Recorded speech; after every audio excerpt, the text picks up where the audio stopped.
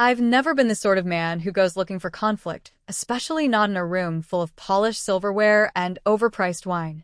I'm the kind who stays focused, shows up early, pulls his weight, and keeps his private life far from the office. My name's Ethan Brooks. I'm 37, a project manager at a mid-level construction firm in Chicago, and for a decade I'd lived by one rule: work is work, home is home. But that evening, every bit of that certainty shattered with a single line. The annual company dinner was held at some swanky rooftop spot downtown, the type where the napkins feel softer than most shirts I own, and the wine list reads like a test I didn't study for. Claire, my wife, looked beautiful without even trying. Light blue dress, simple jewelry, her hair falling in waves. She didn't need to draw attention. It just happened. My boss, Richard Hale, spotted her instantly. 51, dressed like money itself, always smiling too wide, always shaking hands a second too long.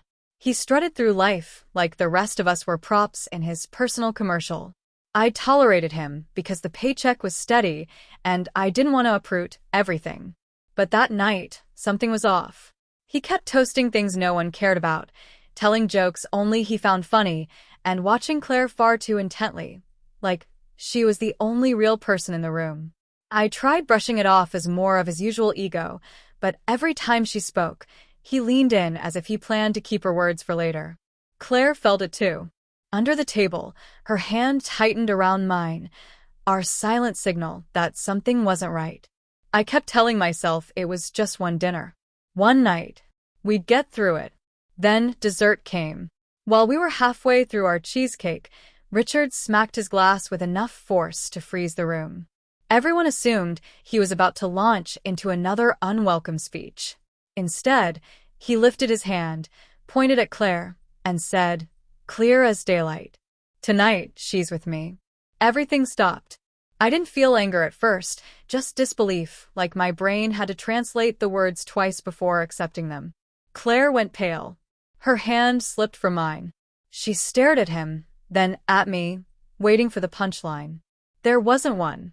He leaned back with a grin so smug it made my skin crawl. People shifted, some looking away, some watching us like it was a show.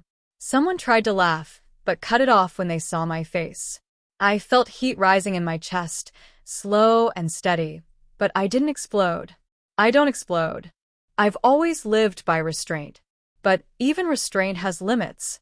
Claire's voice shook. "Richard, that's not funny." He waved her off. "Relax, sweetheart. I'm having a good night. Ethan won't mind." He said my name like it was cheap. I didn't bother replying. I just stood.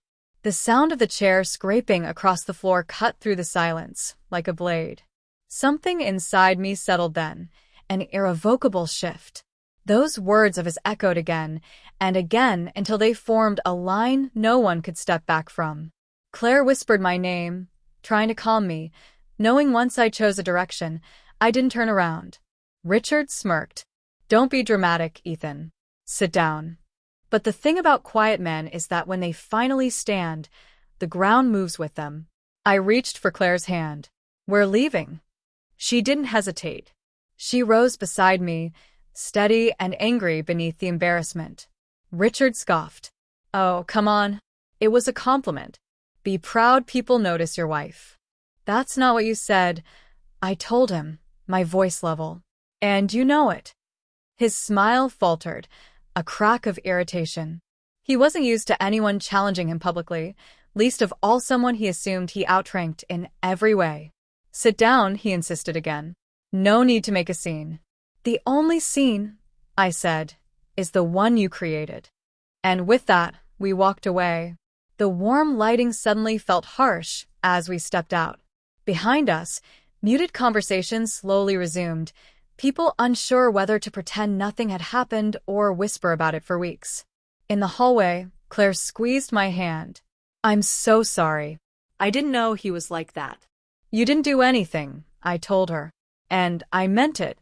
This was about a man who thought power meant possession. We walked in silence to the car.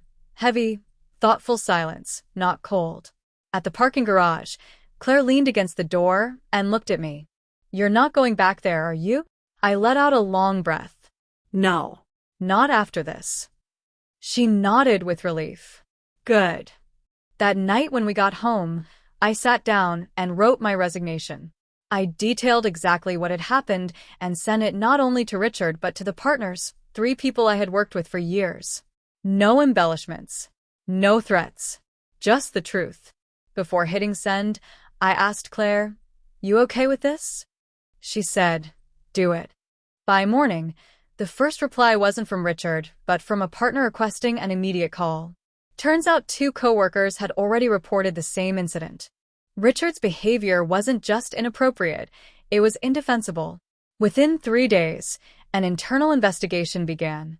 Within a week, Richard was put on indefinite leave, which everyone understood as the polite way of saying he was finished.